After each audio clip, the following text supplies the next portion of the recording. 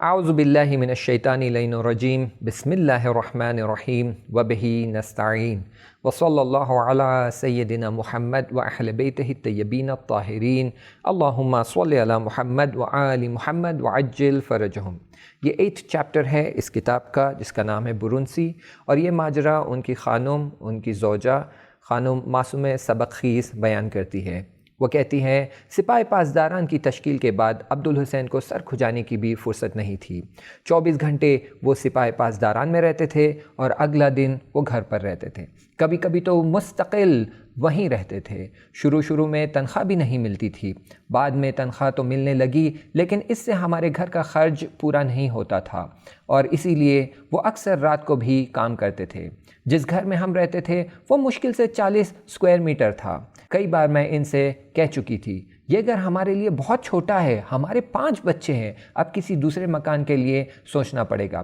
لیکن دوسرا گھر تلاش کرنا تو دور کی بات ہے، اس بارے میں سوچنے کی بھی ان کو فرصت نہیں تھی۔ میں مستقبل سے آس لگائے بیٹھی تھی کہ آئندہ حالات کچھ بہتر ہوں گے، لیکن جنگ شروع ہوئی تو میں ان سے بالکل نا امید ہو گئی۔ اب ان سے کچھ توقع کرنا بیجا تھا۔ وہ 1 مہینے کے ٹریننگ کے لیے گئے ہوئے تھے۔ اس عرصے میں نے وہ گھر بیچ دیا اور اسی محلے میں تھوڑا سا بڑا مکان خرید لیا۔ وہ دن اب بھی مجھے اچھی طرح یاد ہے۔ ہمارے پاس زیادہ سامان نہیں تھا اور میں بچوں کی مدد سے ایک ٹھیلے پر سامان لاد کر نئے گھر میں لے جا رہی تھی۔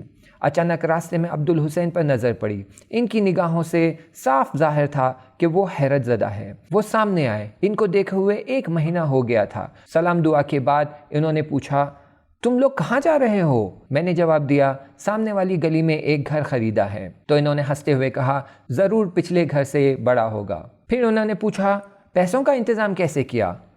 میں نے جواب دیا کچھ نہ کچھ کیا جائے گا، خدا بڑا کریم ہے۔ انہوں نے پھر کچھ نہیں کہا۔ مجھے یقین تھا کہ میرے اس کام سے وہ ناراضی نہیں ہوں گے۔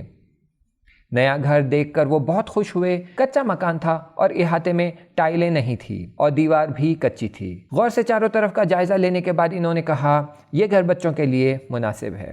اب ہم اپنے نئے گھر میں منتقل ہو چکے تھے۔ عبدالحسین بھی بہت جلد میدان جنگ پر روانہ ہو گئے۔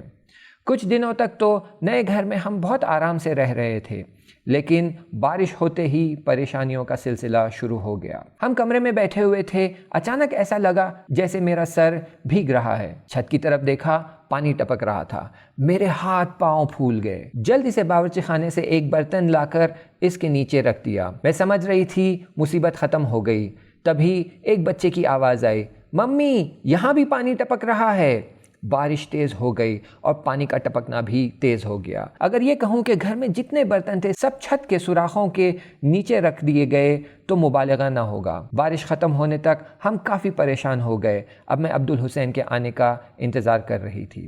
آخرکار وہ آ گئے، لیکن خود سے نہیں آئے بلکہ زخمی بدن کے ساتھ ان کو لایا گیا۔ ان کے پیروں میں کافی زخم تھا۔ دوسرے دن غزالی صاحب اور سپاہی پاسداران کے کچھ اور لوگ ان کو دیکھنے آئے۔ اتفاق سے بارش ہونے لگی۔ کمرے کی حالت دیکھ کر غزالی صاحب نے یہ سمجھا کہ شاید صرف اس کمرے کی چھت ٹپک رہی ہے، اس لیے انہوں نے بچوں سے پوچھا دوسرا کمرہ کدھر ہے؟ بچوں کے بتانے پر انہوں نے اس کمرے کا بھی جائزہ لیا۔ پھر ہم برتن لائے تاکہ جہاں جہاں پانی ٹپک رہا تھا وہاں رکھ دے۔ وہ لوگ کچھ دیر بعد چلے گئے۔ ابھی 1 گھنٹہ بھی نہیں گزرا تھا کہ ان میں سے ایک آدمی واپس آیا۔ وہ عبدالحسین کو لینے کے لیے آیا تھا۔ میں نے کہا آپ تو جانتے ہیں ان کی طبیعت ٹھیک نہیں ہے۔ تو انہوں نے جواب دیا ہم خود گاڑی سے لے جائیں گے، غزالی صاحب نے بہت تاکید کی ہے۔ پھر وہ شخص عبدالحسین کو اپنے ساتھ لے گیا۔ انشاءاللہ آگے کا مطلب اگلے چیپٹر میں بیان کریں گے۔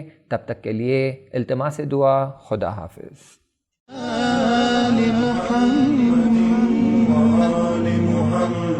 اللهم صل على محمد وآل محمد اللهم صل